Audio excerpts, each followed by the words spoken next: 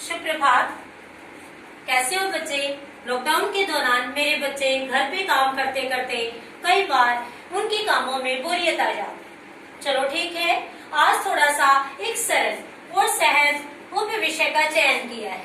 ठीक है, आपके एक रुझान को देखते हुए मैं लेकर आ रही हूँ बेटा, वो विषय है अनौपचारिक पत्र। ठीक है, दिखाई दे रहा है, मेरे बच्चे देखेंगे विषय हिंदी उप विषय पत्र प्रारूप। ऐसी बात नहीं है कि बच्चों को पत्र लिखना नहीं आता है, लेकिन कई बारी पत्र और निबंधों को लिखते समय बच्चे थोड़ा सा समय ज्यादा सोचते हैं कि ज्यादा समय लगेगा। आज मैं अपने बच्चों के लिए सरल सहज तरीका लेकर आई। ठीक है बेटा, अनौपचारिक पत्र किसे कहते हैं? आपको घबराने की आवश्यकता नहीं है, मैं यहाँ दिखा देती हूँ। बोर्ड एग्जाम हो चाहे स्कूल एग्जाम हो, तो यहाँ ये आते हैं आपके अनौपचारिक पत्र 5 अंक। ठीक है, 10वीं कक्षा और 12वीं में भी ये 5 अंक का आता है। ठीक है, आज हम अपने प्रश्न पत्र में 5 अंक को कैसे पूरे लिए जाएं देखते हैं। चलो, अनौपचारिक पत्र है परिभाषा। पहले तो हमें ये जानना है अनौपचारिक पत्रों का क्या अर्थ होता है, क्या तात्पर्य है। ये पत्र उन लोगों को लिखे जाते हैं जिनसे हमारा व्यक्तिगत, पता है बेटा, व्यक्तिगत का मतलब होता है निजी परिचय या संबंध है। ठीक है बेटा, जिन लोगों को हम जानते हैं, हमारा निजी संबंध है जो हमारे भावनात्मक संबंधों से जुड़े हैं या किसी प्रकार होने की संभावना होती है। ठीक है बेटा, यहाँ देखेंगे ध्यान से, परिभाषा को मेरे बच्चे अच्छे तरीके से कंठस्थ करेंगे।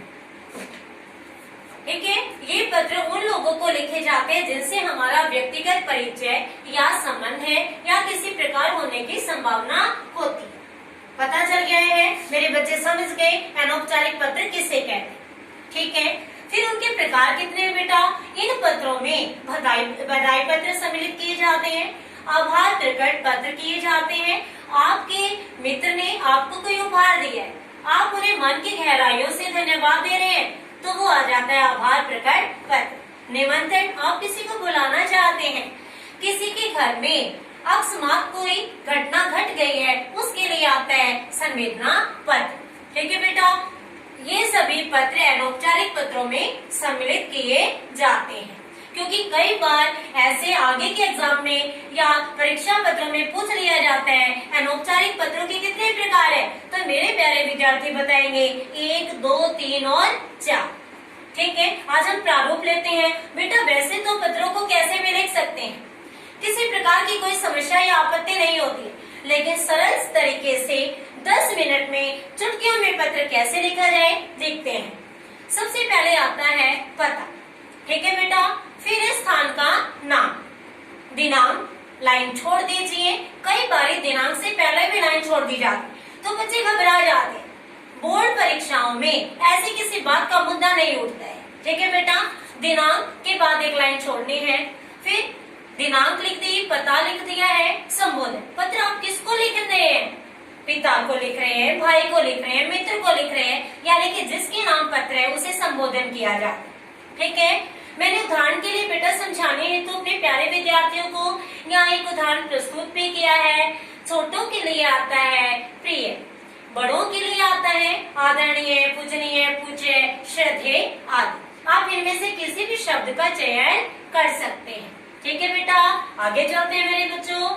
शिष्टाचार सूचक, जब आप संबोधित करते हैं, जैसे आता है आदरणीय पिताजी, अब आप उन्हें अगला शब्द क्या संबोधित करेंगे पत्र में? शिष्टाचार सूचक अर्थात आदरणीय के साथ लगेगा प्रणाम।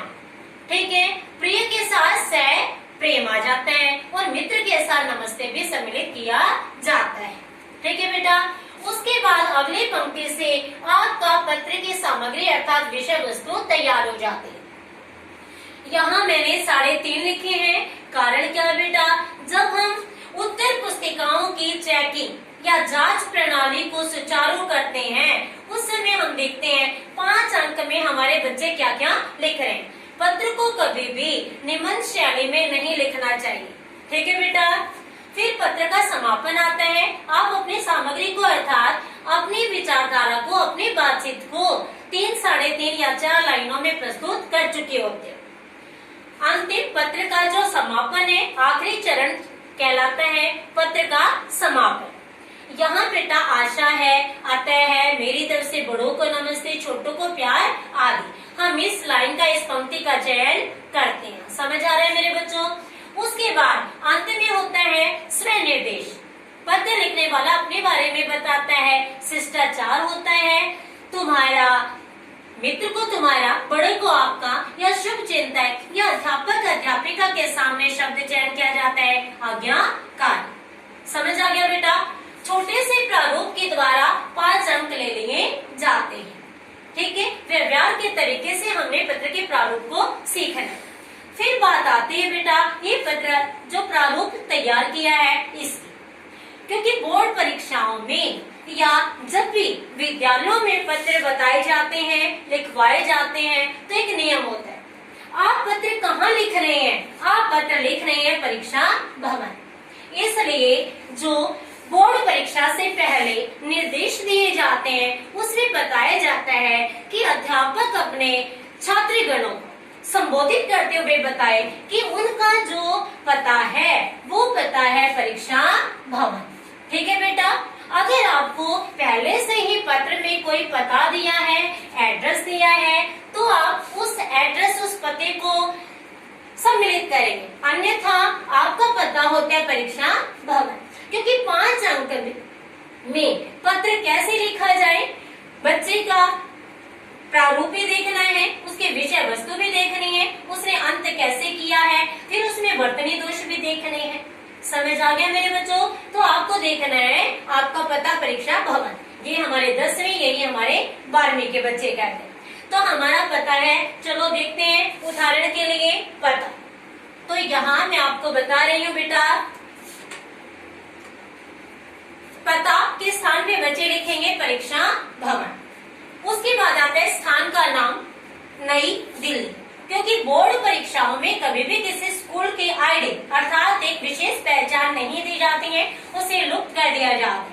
ठीक है मेरे प्यारे विद्यार्थियों? तो विद्यार्थियों का जो वास्तविक पता है वो सदैव रहेगा परीक्षा भवन। अंग्रेजी में भी एग्जामिनेशन हॉल लिखते हैं बेटा। पता परीक्षा भवन, स्थान का नाम है नई दिल्ली। ठीक है, उसके बाद आप लिखें दिनांक। दिनांक के बाद ये जो मैंने विसर्ग लगाया है इसे व्याकरणिक इकाई का प्रयोग करना है। एक लाइन छोड़ देनी है।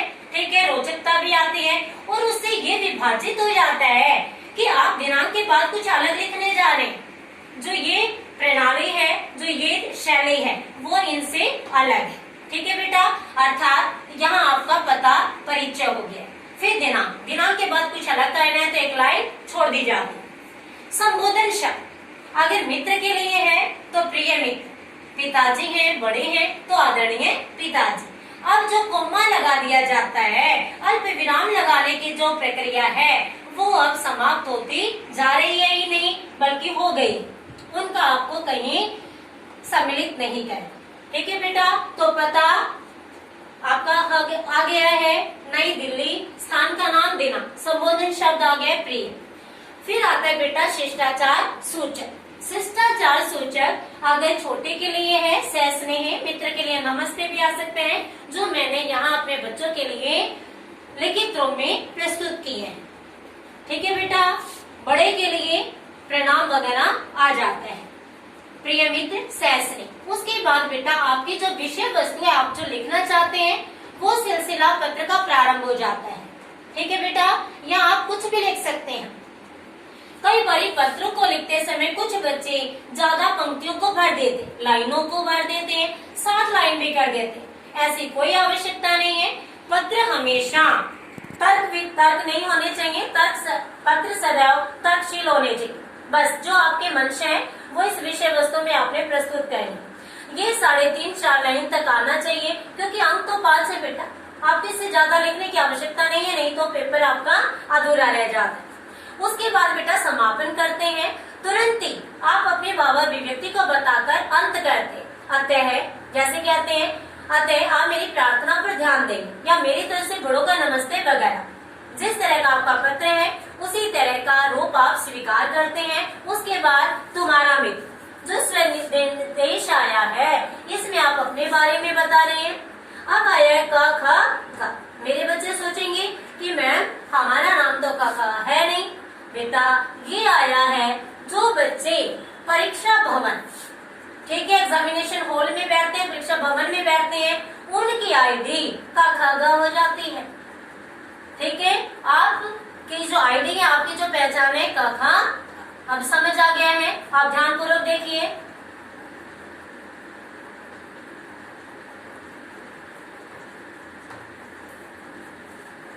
ठीक है बेटा, अनौपचारिक पत्र को सरल तरीके से लिखने का तरीका। ठीक है, मुझे आशा है मेरे बच्चों को समझ आ गया होगा। घर रहिए, स्वस्थ रहिए।